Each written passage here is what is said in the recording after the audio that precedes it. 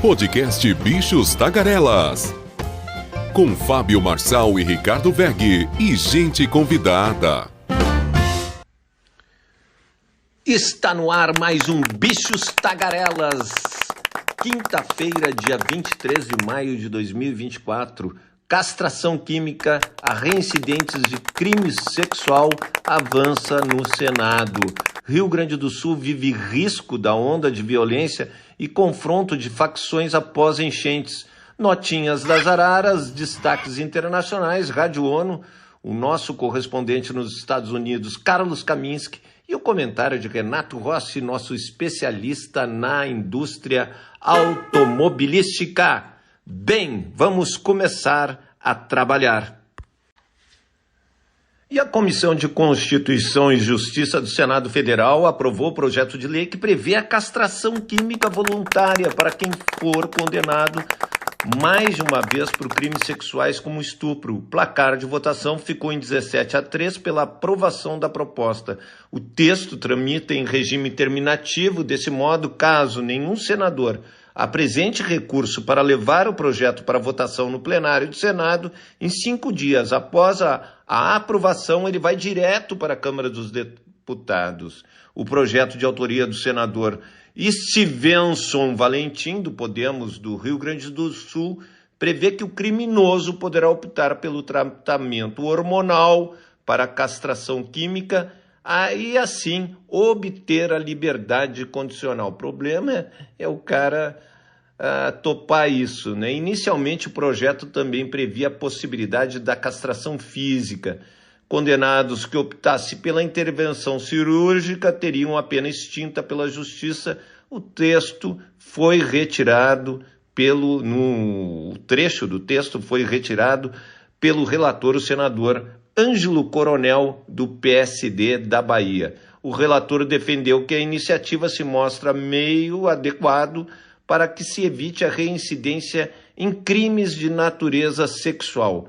E o que o tratamento reduz são os níveis de testosterona no organismo do indivíduo, o que acaba com o libido. Então vamos ver o que realmente vai acontecer nesse projeto, que pode não ser aprovado por ser inconstitucional, segundo muitos juristas.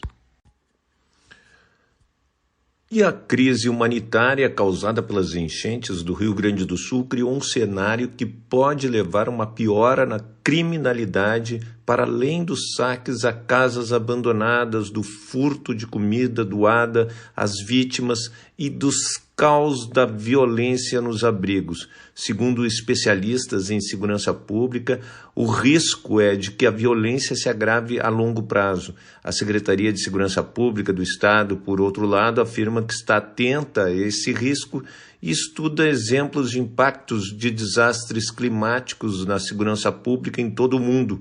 Para se antecipar aos problemas, está tomando medidas para aumentar o policiamento no Estado.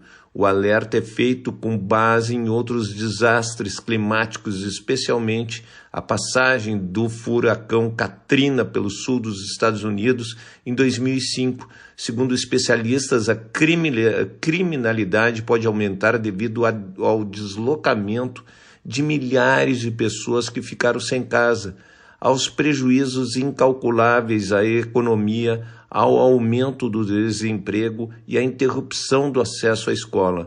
No Rio Grande do Sul ainda há um agravante de que as facções criminosas também tiveram prejuízos e foram deslocadas pela chuva. Isso pode fazer com que elas busquem reposição das perdas financeiras com novos crimes e que entrem em conflito com grupos rivais por causa da mudança do território.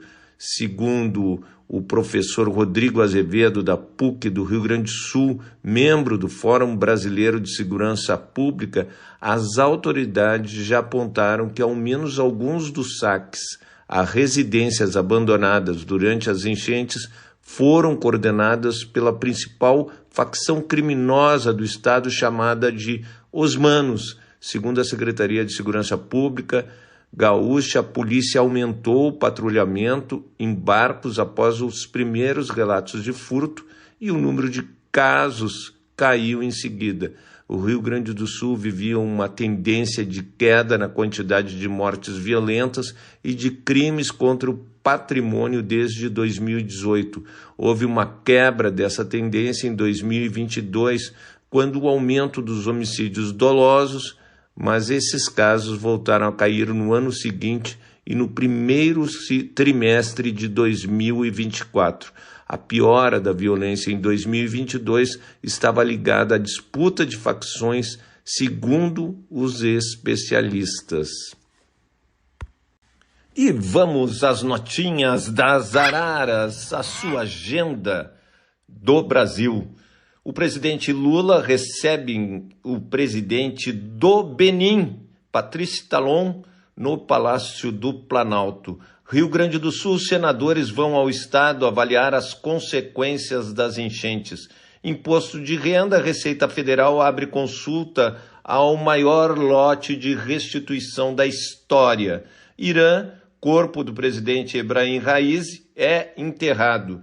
E o governo o presidente Lula orientou a bancada governista a não aprovar o fim da isenção de compras internacionais online até $50, R$ 257,63. Em março de 2023, o petista pensava de forma oposta, que disse que não podemos aceitar que as pessoas fiquem vendendo coisas para cá sem pagar imposto. A primeira-dama é contra taxar as comprinhas de até $50. A opinião de Janja pesou na definição de Lula. E o Jabuti é um impasse, né? Jabuti é aquelas matérias que não tem nada a ver e entram numa lei. O dispositivo foi incluído no PL 914 do programa Mover, que incentiva a produção de veículos sustentáveis. O relator do projeto, Átila Lira, negocia uma alíquota menor para a taxação, mas o governo não quer nenhuma. Disse que, se chegar a um acordo, vai votar hoje. Caso a taxação de pequenas importações seja aprovada, o governo ganha com o aumento da arrecadação e melhora a situação do ministro Fernando Haddad na perseguição do cumprimento da meta fiscal, mas é bom lembrar que a grande maioria dos impostos vai beneficiar os estados. E Magda Chambriard ganha o primeiro aval da agência, a ex-diretora da Agência Nacional do Petróleo, para ser a presidente, a CEL da Petrobras. Então, a votação definitiva está marcada para amanhã, sexta-feira. E os senadores, então, visitam o Estado, integrantes da Comissão Externa da Casa Alta, criada para acompanhar o enfrentamento da calamidade pública do Estado, embarcam às 8 horas para o Rio Grande do Sul, passam por Canoas, Porto Alegre e São Leopoldo. E o INMET emitiu 3 alertas para o Estado. O aviso mais recente, com validade até às 10 horas, destaca a possibilidade de chuva até 100 milímetros, vento de até 100 quilômetros e queda de granizo.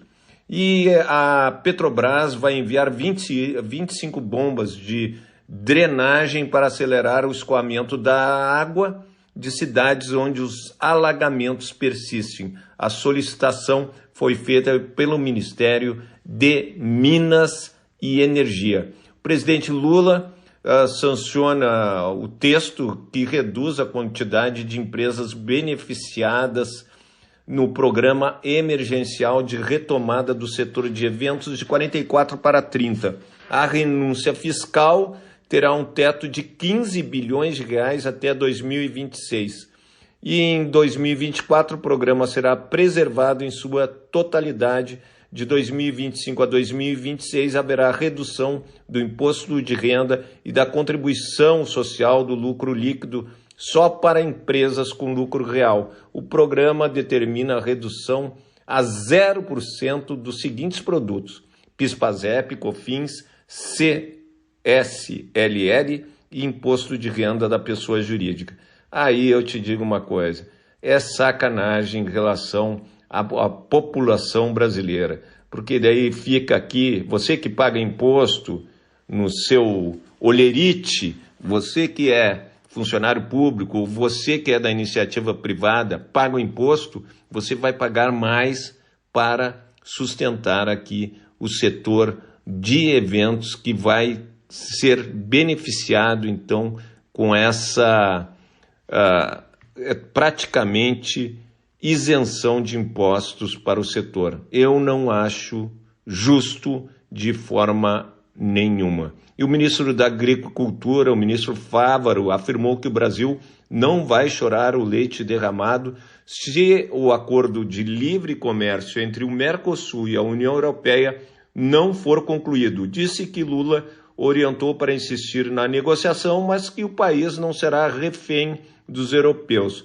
A principal razão para o acordo estar travado é a reclamação de parte de países europeus a respeito das regras para o setor agrícola brasileiro. Afirmam que o trato seria desleal com os agricultores da Europa por haver regras ambientais mais rígidas lá do que a América do Sul. Em negociação há 25 anos, o acordo com a União Europeia é um sonho antigo do presidente Lula.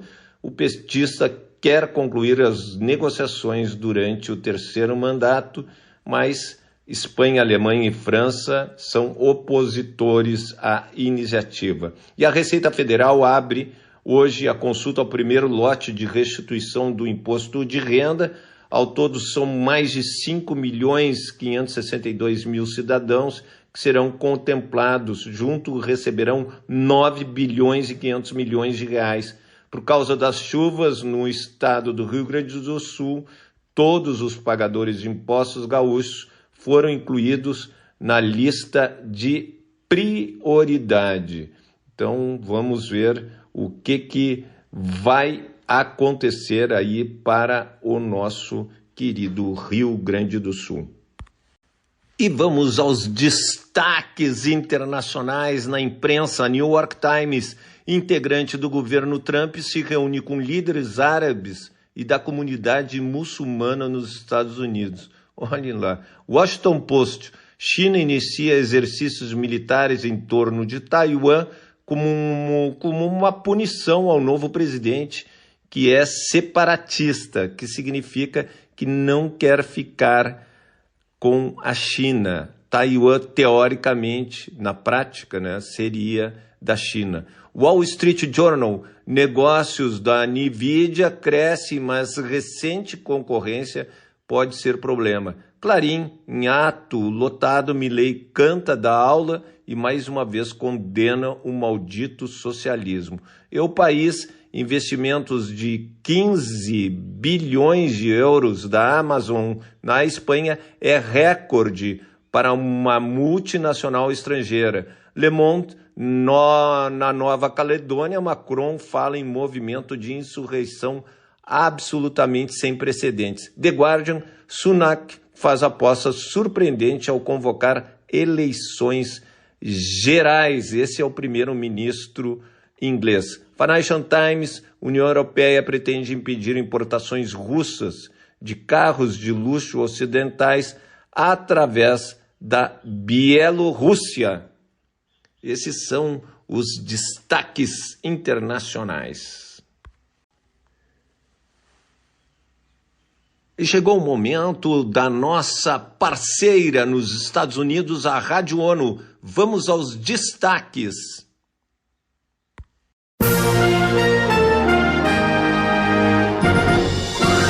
Está no ar o Jornal da ONU com Eleutério Gavan. Estes são destaques de 22 de maio de 2024. Em Gaza, ajuda humanitária suspensa em Rafah com a intensificação da ação militar. A OMS pede mais dados sobre o impacto da mudança climática em doenças tropicais.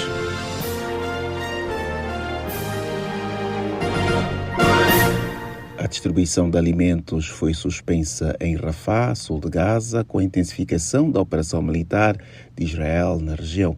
Segundo a agência da ONU para refugiados palestinos UNRWA, as principais rotas de entrada para comboios de ajuda humanitária permanecem fechadas. Acompanhe com Mayra Lopes. Segundo a Agência da ONU para Refugiados Palestinos, além de arriscar o trabalho das equipes, as principais rotas de entrada para os comboios de ajuda humanitária permanecem fechadas. A porta-voz da agência, Louise Waterich, afirma que não há acesso aos centros de distribuição de alimentos na área ou segurança para seguir com as entregas.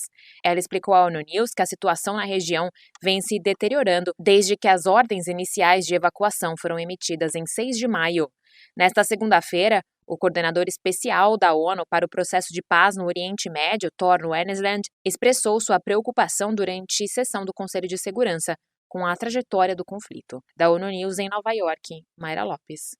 O enviado acrescentou que salvar vidas e atender necessidades críticas em Rafah e Gaza, de forma mais ampla, deve continuar sendo a prioridade imediata. O Fundo das Nações Unidas para a Infância, UNICEF, alertou sobre o iminente colapso do sistema de saúde haitiano, descrevendo como alarmante que 6 em cada 10 hospitais no Haiti mal estejam operacionais. Ana Paula Loureiro tem mais informações. Em nota emitida nesta quarta-feira em Nova York, a agência explica que a recente escalada da violência na capital, Porto Príncipe, impede o acesso de crianças a suprimentos essenciais de saúde e medicamentos. A nota do UNICEF enfatiza que todos os hospitais haitianos relataram desafios para comprar e manter reservas de suprimentos médicos.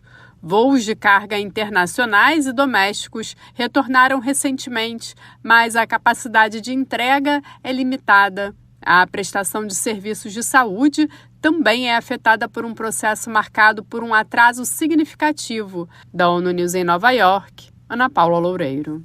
A capital do Haiti é o principal centro logístico do país caribenho e normalmente recebe e despacha remessas de importações de produtos de saúde. A paralisação devido à violência ocorre no momento em que 160 mil pessoas vivem como deslocadas. A capital sul-coreana acolhe líderes e empresas globais de inteligência artificial desde terça-feira em cúpula sobre inteligência artificial. O evento pretende desenvolver esta tecnologia com segurança. Estão na mira da cimeira da IA em Seul, abordar o controle de riscos, novos acordos, possíveis riscos e formas de promover benefícios e inovação. O secretário-geral das Nações Unidas, António Guterres, que participou virtualmente na reunião, ressaltou a recente criação de um painel científico das Nações Unidas sobre inteligência artificial. O chefe da ONU destacou que políticos não podem navegar sozinhos no que chamou de território desconhecido. Ele pediu que os que têm poder de decisão sejam guiados por conhecimentos universais, indiscutíveis e atualizados.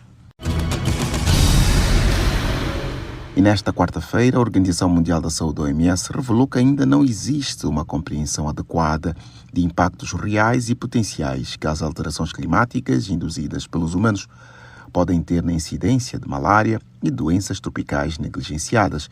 Felipe de Carvalho tem mais informações. Uma análise de 42.693 artigos indicou que é necessária uma modelização mais abrangente, colaborativa e padronizada para que seja possível compreender e prever melhor os efeitos das alterações no clima.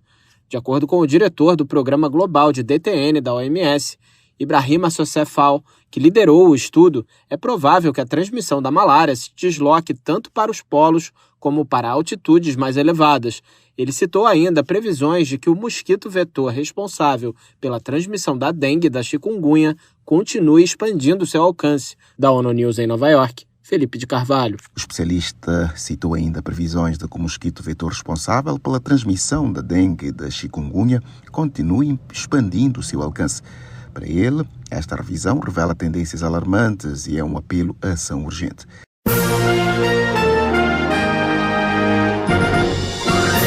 Confira mais detalhes sobre estas e outras notícias no site da ONU News em português e nas redes sociais. Para nos seguir no Twitter, acesse @ONU News.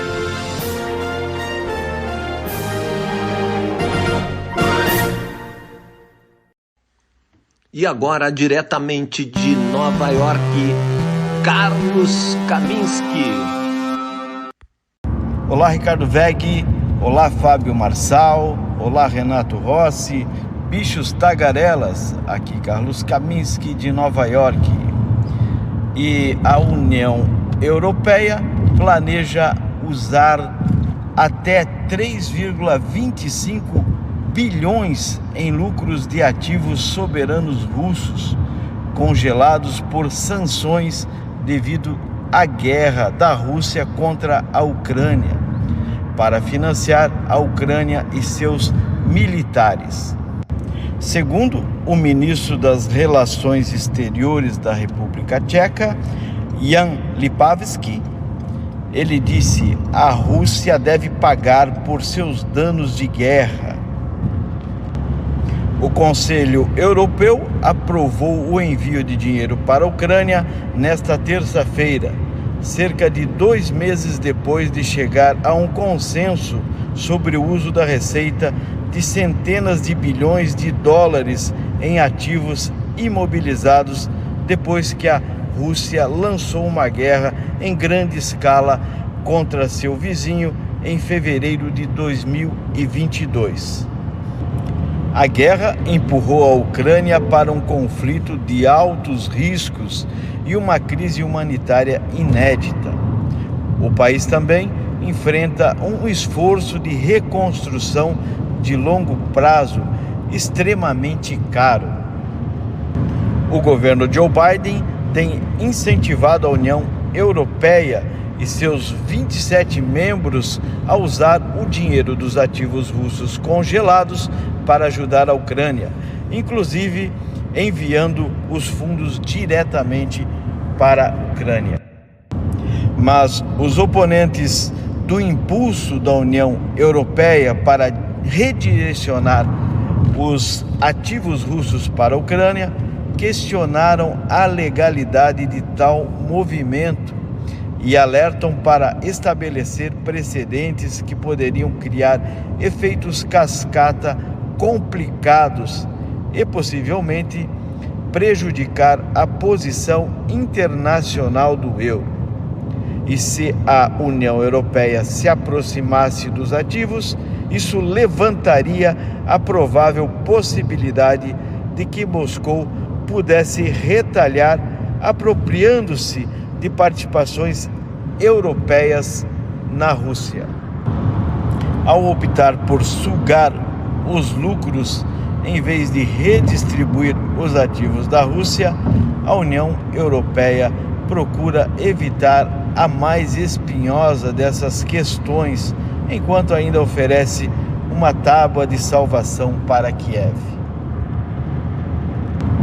Esses ganhos inesperados, que equivalem a entre 2 e 4 bilhões de euros por ano, poderiam ser usados para a reconstrução da Ucrânia, sem interferir no direito internacional, disse Andres Anilid, da Suécia, que liderou o grupo de trabalho da União Europeia sobre o uso dos ativos congelados no ano passado. Desde o início da guerra, a União Europeia e o grupo dos 7 e outros aliados dos Estados Unidos imobilizaram cerca de 282 bilhões de dólares em ativos do Banco Central da Rússia, com mais de 2/3 do total mantido na jurisdição da União Europeia, disse o Conselho da União Europeia em fevereiro. Diante de lucros líquidos decorrentes de receitas inesperadas e extraordinárias, geradas por esses ativos e reservas congeladas, a União Europeia diz que 90% do dinheiro será usado para apoio militar à Ucrânia. Uma parte do dinheiro também é designada para ir para a infraestrutura da indústria de defesa da Ucrânia e os esforços de reconstrução. Os fundos serão coletados das contas russas 2 vezes por ano, disse a União Europeia. E o presidente Joe Biden, que assinou uma lei no mês passado que permite aos Estados Unidos transferir fundos soberanos russos para a Ucrânia para ajudar na reconstrução, como parte de um projeto de lei expansivo de gastos com segurança, Um grupo bipartidário de senadores está agora pedindo a Biden que use essa autoridade e implemente a nova lei antes da próxima reunião dos G7 que acontece em junho. É isso aí, pessoal. Esta é a informação de hoje. Um forte abraço para todos. E chegou a hora do nosso especialista na indústria automobilística, Renato Rossi. Alô, amigos de Bichos Tagarelas, Renato Rossi aqui de Porto Alegre, para o Brasil e para o mundo, através desse ótimo Bichos Tagarelas, mas aqui o negócio não tá fácil, não. Eu estou num stand-by que está me cansando, porque minhas mídias, no Jornal Correio do Povo, Rádio Guaíba, que pertence à Rede Record, foram colocadas, por enquanto, na geladeira da crise, né? Como eu faço automóvel, mobilidade, é um tema que ficou difícil, né? Quando se tem aí centenas de mortos, feridos, desaparecidos, uma tragédia completa, pior, isso já é horrível, mas tem um aspecto também dessas catástrofes climáticas, que são as perdas materiais também, né? As pessoas que batalham, e a maioria das pessoas, grande parte das pessoas que foram atingidas são pessoas de regiões periféricas, portanto, que não têm uma condição financeira para refazer uma casa, para comprar móveis, essa coisa toda. Inclusive, nós estamos hoje na quinta-feira, e na terça eu andei à tarde novamente pelo bairro Sarandi, que foi talvez o bairro mais atingido. Ali moram em torno de 60 mil pessoas, é uma grande área, uma área plana, e uma área que fica ao lado do rio, e que tem um dique que começou a apresentar rachaduras e vazamentos, e este bairro não está tão próximo assim do Lago Guaíba, não. O que causou a tragédia do Sarandi foi justamente ter fissuras num dique que deveria conter as águas do rio Gravataí. Porto Alegre, o Lago Guaíba é um estuário de rios que nascem nas regiões mais recônditas e diversas do interior do estado do Rio Grande do Sul. Grande parte dos rios são de montanha, portanto, quando tem enxurradas, quando tem chuvas constantes, claro que esses rios ganham um fluxo destrutivo, sai dos leitos e aí eles simplesmente arrastam o que está pelo caminho. A destruição de algumas cidades aqui, de grande parte das cidades do interior do estado, algumas justamente no caminho de rios, foi uma coisa nunca vista, né? As casas estão estraçalhadas, muita gente desaparecida. E esse é o resultado de qualquer catástrofe, né? Seja esta enchente no Rio Grande do Sul, como foi os deslizamentos de terra em Petrópolis, no Rio de Janeiro, em 2023. Tivemos também, já no ano passado, uma enchente no interior aqui do estado, pegando cidades próximas a Porto Alegre. Portanto, são fenômenos climáticos que estão acontecendo a todo momento no Rio Grande do Sul, no Brasil e no mundo, né? E aí voltamos ao chavão, voltamos ao lugar comum do aquecimento global, né? Então, aí estão as previsões, até mostradas na imprensa internacional nessa semana,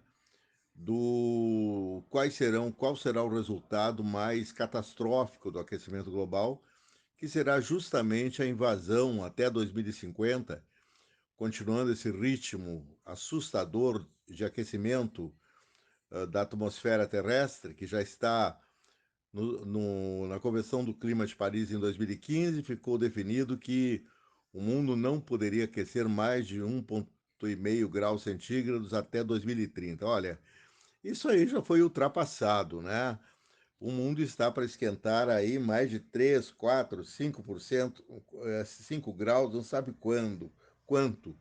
Só que esse aquecimento vai gerar já até 2050 o desaparecimento de grande parte das cidades litorâneas do mundo, inclusive a cidade de Porto Alegre, que está nesse mapa elaborado pela administração espacial norte-americana, que a NASA tem previsões extremamente certeiras, né? Elas já previam, alguns anos atrás eu já tinha lido um relatório da NASA, uma análise da NASA sobre possíveis enchentes no continente, em toda a região latino-americana, mas principalmente no Cone Sul. Tá aí, ó, aconteceu, né? Está em desenvolvimento, está acontecendo, não aconteceu. Vai continuar, né? E isso aí vai exigir, inclusive, aqui e não é só no Brasil, é no mundo, né? As áreas litorâneas todas já estão a perigo, né? De alagamentos e essa previsão catastrófica de desaparecerem as ilhas, né? As ilhas do Pacífico ameaçadas, Ilhas Maldivas vai desaparecer, arquipélago do Cabo Verde no Atlântico, outras ilhas, Ilha do Sal no meio do Atlântico, que é uma ilha que é um porta-aviões ali para pousos também de aviões no meio de tempestades eventuais, né? Não é? Aliás, tempestades também não são mais eventuais, são frenéticas e constantes. Tempestades que, vou saindo um pouco da questão que se relaciona, logicamente, com o aquecimento global, mas vou falar agora de, todos nós vimos aí na mídia mundial, o catastrófico voo de um Boeing 777 da Singapore Airlines, que é uma companhia que tem um nível de segurança para lá de aceitável, e, no entanto, num voo com direção a Singapura, se não me engano, ela saiu do aeroporto de Heathrow, na Inglaterra. Esse voo já tinha feito 10 horas de voo, é um voo mais ou menos de 12 horas, e nessas horas finais aconteceu a grande catástrofe, né? Foi uma coisa que não derrubou o avião por milagre, uma tempestade, desculpem, uma turbulência destrutiva, chamada turbulência de céu claro, que é a mais assustadora, porque de repente o avião começa a chacoalhar violentamente, é lançado de cima para baixo, de baixo para cima, é a mais terrível porque os pilotos ficam sem ação. No caso, eles não estão sabendo se é uma tempestade ou uma turbulência que vai ser causada logo ali adiante por exemplo, nuvens cumulonimbus. O comandante experiente, eles sabem o que fazer, é desviar. Nenhum comandante vai fazer o nariz de ferro, que é tentar entrar numa tempestade e sair ileso. Não tem essa. Pode não sair. E esse quase que o avião foi chacoalhado de tal maneira que tinha 211 pessoas a bordo, 70 se feriram, um senhor, um inglês, morreu de ataque cardíaco. Lógico, o susto que se tem numa situação dessas é inumano, né? Então, os vídeos foram mostrados da destruição a bordo do avião, e aí tem a outra questão que está relacionada.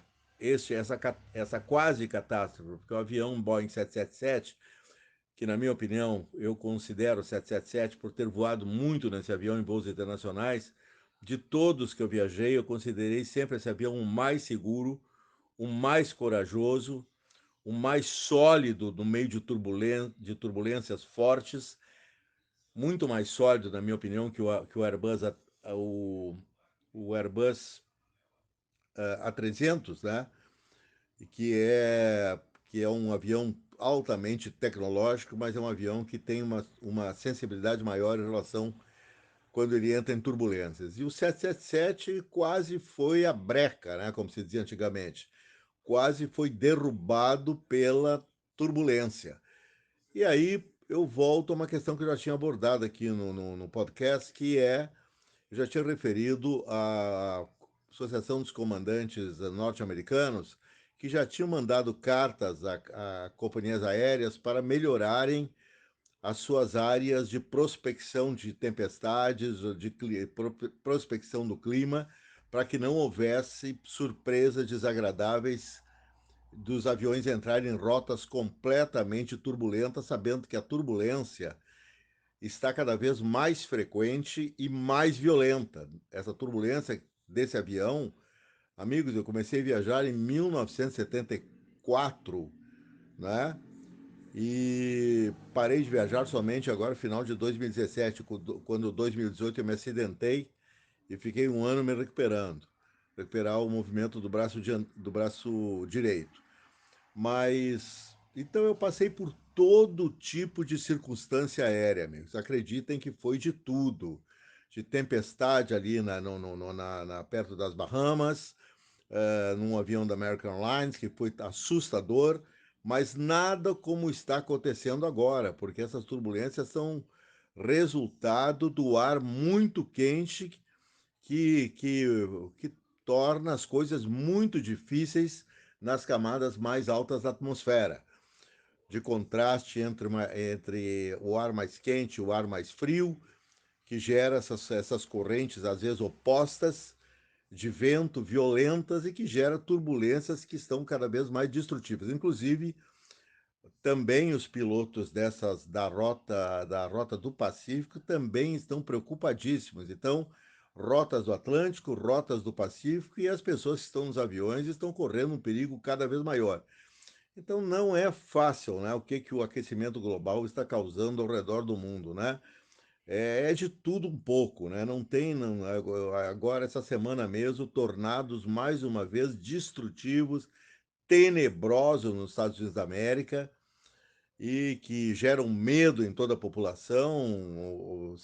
2 semanas atrás foram 80 tornados, uma coisa nunca vista. Então é de se pensar que a própria catástrofe e o drama que nós estamos vivendo aqui em Porto Alegre certamente é um drama que será repetido. E digo mais, se não forem tomadas providências a menos para mitigar as consequências dessas catástrofes, porque ninguém vai vai ser contida essas tormentas contínuas, essas chuvas brutais que nós tivemos aqui nas últimas semanas, somente com um desaquecimento e uma descarbonização do meio ambiente, né? Mas ao que parece, eu que trabalho com indústria automobilística há muitos anos, não há uma intenção séria dessas indústrias automobilísticas, que são muito associadas às indústrias petroleiras, delas realmente atacarem de frente essa questão da descarbonização no meio ambiente. O automóvel é um dos principais fatores do aquecimento global, mas o que a gente está vendo aí, os próximos carros a serem lançados, aqui no Brasil ao menos, e no mundo também, já não são mais os elétricos. Está voltando a moda do carro híbrido, que tem um motor a combustão e 2 motores elétricos. Tendo motor a combustão, é cacaca no ar, não tem como. Então não adianta falar em híbrido, que faz 25 por litro, 30 por litro, porque a economia não vai salvar o meio ambiente. O que pode salvar o meio ambiente é o carro elétrico, é o uso de fontes de energia limpas na produção industrial, coisa que também não acontece. A China utiliza carvão, os Estados Unidos ampliou o uso do carvão no governo de Donald Trump, e Donald Trump está voltando e com certeza será o novo presidente para a infelicidade do mundo. Então, tem que haver um consenso aí entre nações, independente dos governantes, se são de direita, esquerda, centro, abaixo ou acima, de um mundo realmente se conscientizar que esse aquecimento global, que a poluição ambiental, que o carbono e dióxido de monóxido de carbono na atmosfera são elementos destrutivos, principalmente atiçadores, né? Provocadores dessas grandes catástrofes climáticas que nós estamos aí vendo, nós aqui enfrentando com essas chuvas que não param aqui no Rio Grande do Sul. Pode ser que o Lago Guaíba aumente de novo amanhã o seu nível, mais inundação em Porto Alegre, ninguém aguenta mais. Então, quem sofrem são os seres humanos, né, que estão também os causadores da desgraça climática. Baita paradoxo, né? Novo encontro com vocês amanhã. E acabou-se o que era doce. Agradecer ao Cielito Rebelato Júnior, nosso publicitário, um grande amigo, um grande coração, pela edição do Bichos Tagarelas. Agradecer ao Ricardo Egg, nosso diretor, produtor, tudo que você possa imaginar, e ainda é um especialista em marketing digital político. E não deixar de agradecer ao nosso Carlos Kaminski, sempre lá direto de Nova York, como a Rádio ONU, a nossa parceira aqui. E o comentarista, especialista na indústria automobilística, o franco-brasileiro Renato Rossi. Amanhã voltamos no programa, sexta-feira, dia 24 de maio de 2024, e te digo uma coisa, é o programa que eu mais me divirto, que é o programa Sextou, sexta-feira. Obrigado pela audiência de todos e avisem para os seus amigos, inimigos, a avó do Zap, o vô do Zap, a tia do Zap, que o Bichos Tagarelas está aqui diariamente.